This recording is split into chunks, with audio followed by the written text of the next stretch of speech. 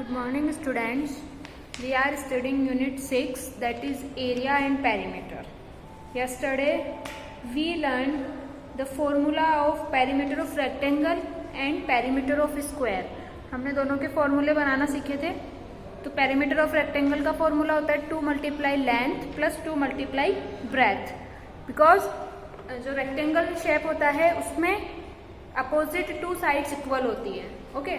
And formula of perimeter of square का है 4 multiply length of one side. Square का formula होता है 4 को हम लेंथ ऑफ वन साइड से मल्टीप्लाई कर देते हैं. इट मीन्स जो स्क्वायर शेप होता है उसमें ऑल 4 साइड्स इक्वल होती है. तो किसी भी एक साइड का मेजरमेंट लेके हम उसको 4 से मल्टीप्लाई कर देंगे तो हमारे पास कंप्लीट स्क्वायर का मेजरमेंट आ जाएगा. इसके बाद आज हम करेंगे activity 6.4. I am on page number 95. Gauri wants to buy wood to make a frame around her photograph. Each side of her photo is 20 centimeter. What is the length of the wood that she should buy? अब 20 centimetre की length हमें दी हुई है. ठीक है. What is the length of the wood that she should buy? तो हमें ये बतानी है कि उसको कितने सेंटीमीटर का लेंथ चाहिए, उसको कितना वुड बाय करना चाहिए. इसके लिए उसको फोटो फ्रेम बनाना है. और वन साइड की हमें मतलब ईच साइड की हमें लेंथ दे दी 20 सेंटीमीटर. अब इसका मतलब ईच साइड की जब हमें लेंथ दे दी तो ये कौन सा शेप है? स्क्वायर शेप है. तो बेसिकली आपको फोटो भी गिवन है, इसकी फोटो में भी एग्जैक्टली बताया हुआ है. तो ये जैसे कि ये है. अब इसकी लेंथ हमें कितनी दे दी? Each side 20 centimetre. ये भी 20 है, ये भी 20, ये भी 20 सेंटीमीटर, ये भी 20 centimetre. All 4 sides are equal. अब हमें क्या फाइंड आउट करना है इसका कि इसको कितनी वुड खरीदनी है. इट मींस हमें क्या फाइंड आउट करना है? Perimeter of square find out करना है. तो हम सबसे पहले यहाँ जो आपको ब्लैंक दिया हुआ है, स्पेस दिया हुआ है, वहां आप फाइंड करेंगे length of one side. One side की लेंथ कितनी है? 20 सेंटीमीटर है वन साइड की लेंथ. ठीक है. सो अब हमें क्या फाइंड आउट करना है? Perimeter of square. अब हमें 4 साइड्स के लिए क्या फाइंड आउट करना होगा? Perimeter of square. इसके लिए हम फॉर्मूला लगाएंगे 4 multiply length of one side. जब वन साइड की लेंथ को हम 4 से मल्टीप्लाई कर देंगे तो हमारे पास कंप्लीट स्क्वायर का मेजरमेंट आ जाएगा. ठीक है. अब फॉर्मूले में हम वैल्यूज पुट कर देंगे. 4 तो 4 की जगह रहेगा क्योंकि 4 के साथ ही हमको वैल्यू पुट करनी है. अब लेंथ ऑफ वन साइड कितनी है? 20 सेंटीमीटर. तो हम यहाँ क्या राइट कर देंगे? 20 सेंटीमीटर. अब हम इसको मल्टीप्लाई कर देंगे. तो आप रफ में इसको साइड में सॉल्व करके देख सकते हैं. 0 4 2 8 क्या आया? 80. तो हमारा आंसर आ गया 80 सेंटीमीटर. तो उसको कितनी वुड बाय करनी है? 80 सेंटीमीटर उसको वुड बाय करनी होगी फोटो फ्रेम बनाने के लिए. तो इसके लिए हमें क्या किया? वन साइड की हमें लेंथ गिवन है और इसके बाद हमें 4 साइड्स की लेंथ पूछ रहा है. तो इसके लिए हमने perimeter of square find out कर लिया और उसका फॉर्मूला होता है 4 multiply length of one side. तो हमने वन साइड की लेंथ को जब 4 से मल्टीप्लाई कर दिया तो हमारे पास कंप्लीट स्क्वायर का मेजरमेंट आ गया, उसका पेरीमीटर आ गया. ठीक है.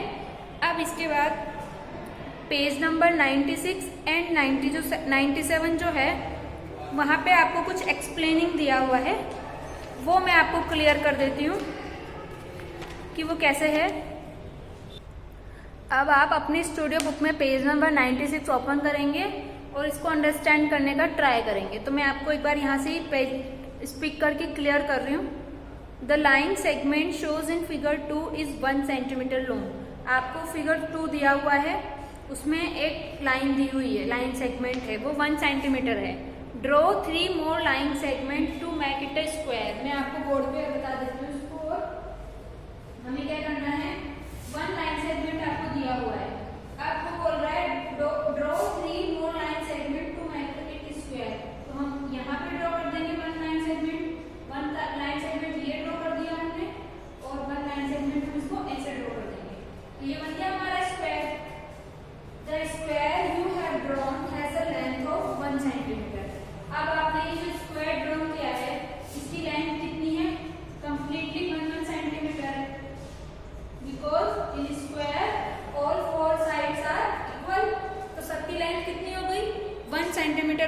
सेंटीमीटर हो गई। It occupies a certain area on your studio.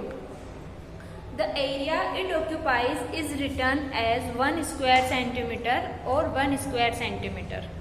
Figure 3 shows a rectangle formed by combining 2 squares of 1 centimeter length. अब ये तो फिगर 2 था, अब फिगर 3 में आपने क्या किया, 2 स्क्वायर्स को कंबाइन कर दिया। तो जैसे कि ये हमारा स्क्वायर है, तो इस स्क्वायर में हम एक और स्क्वायर कंबाइन कर दिया,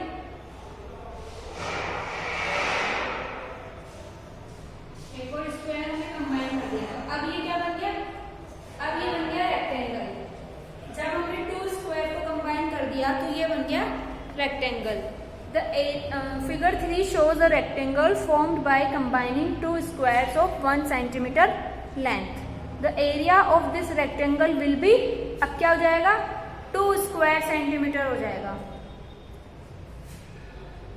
If we cut a square of 1 centimeter in half, the new shape will have half the area of the square. अगर हम इस स्क्वायर को 1 सेंटीमीटर हाफ में कट कर दें तो जो न्यू शेप है वो क्या हो जाएगा, हाफ ऑफ द स्क्वायर हो जाएगा वो, जैसा कि आपको पिक्चर में शो किया हुआ है। It will be half a square centimetre, तो ये क्या होगा, हाफ स्क्वायर सेंटीमीटर हो जाएगा। The area of any shape whose side are in centimetre is measured in square centimetre. किसी भी शेप का जब हम एरिया फाइंड आउट करते हैं जो कि सेंटीमीटर में मेजर हो रहा है, तो हम उसको क्या राइट करेंगे, स्क्वायर सेंटीमीटर हम उसको राइट करेंगे। Let us find the area of the rectangle ABCD bye counting squares.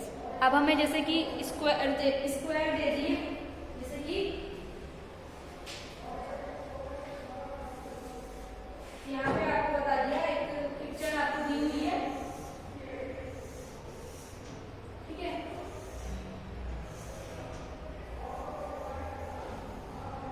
इसमें आपको स्क्वायर्स दिए हैं, स्क्वायर ग्रिड आपको दी हुई है।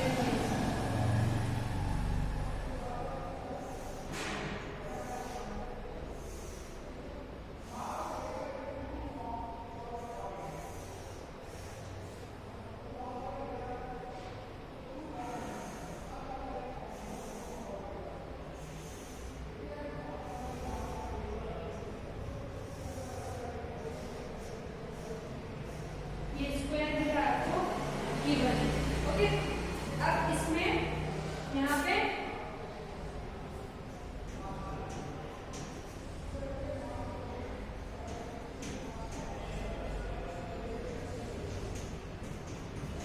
ये एक स्क्वायर गिवन है आपको 12 स्क्वायर्स का, ठीक है। इसको आपने नेम दे दिया ABCD।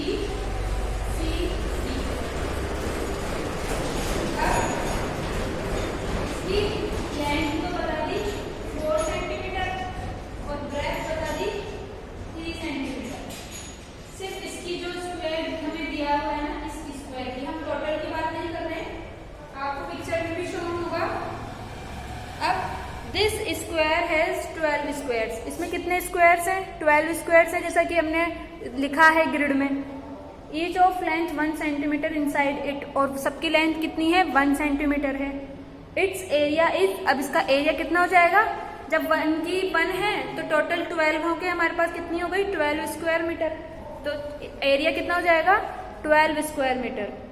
There are 4 square along the length and 3 square along the breadth of the rectangle.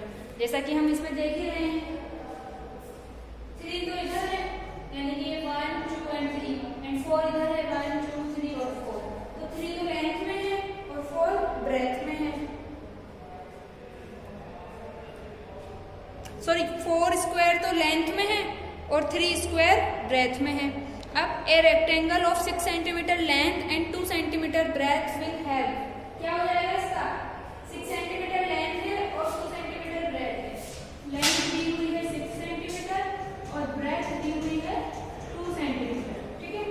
तो अब क्या हो जाएगा इसका, 6 सेंटीमीटर मल्टीप्लाई 2 सेंटीमीटर, तो 12 सेंटीमीटर स्क्वायर, 12 स्क्वायर सेंटीमीटर हो जाएगा।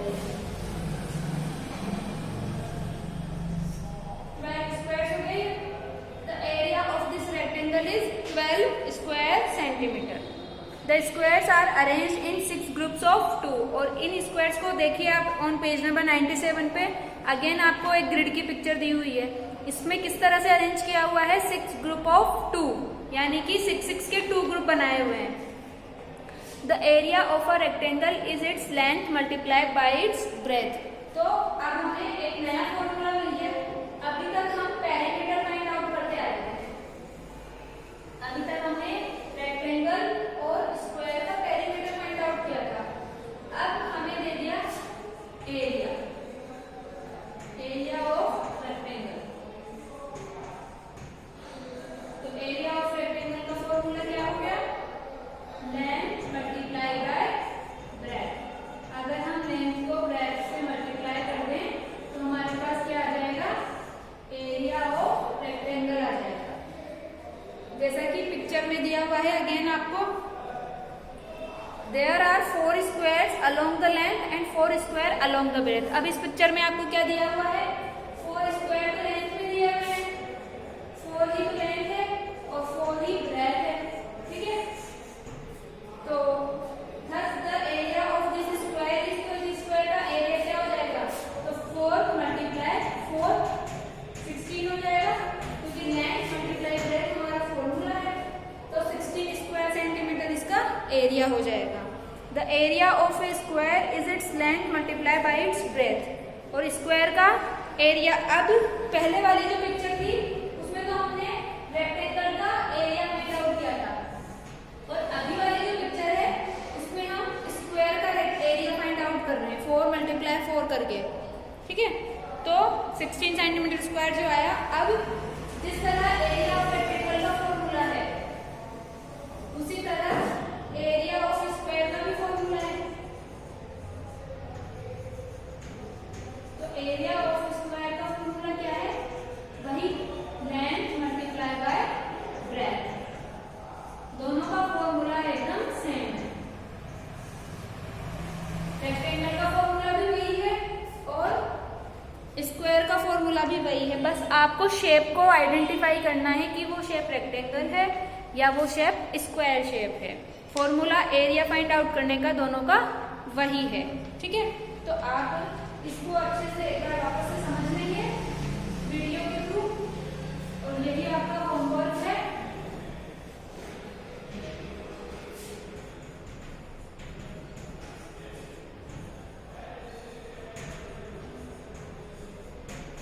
Do activity 6.4। 6.4 एक्टिविटी का आपको करनी है, और साथ में ये जो पेज नंबर है मैं आपको यहाँ मेंशन कर देती हूँ, ये भी आपको अंडरस्टैंड करने। एंड रीड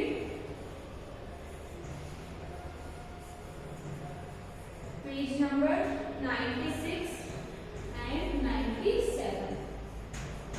आप एक्टिविटी 6.4 करना, और पेज नंबर 96 से 97 पे जो बीच बीच में आपके ब्लैंक हैं उनको आप फिल करना। क्लियर, मैंने आपको ये कर दिया है।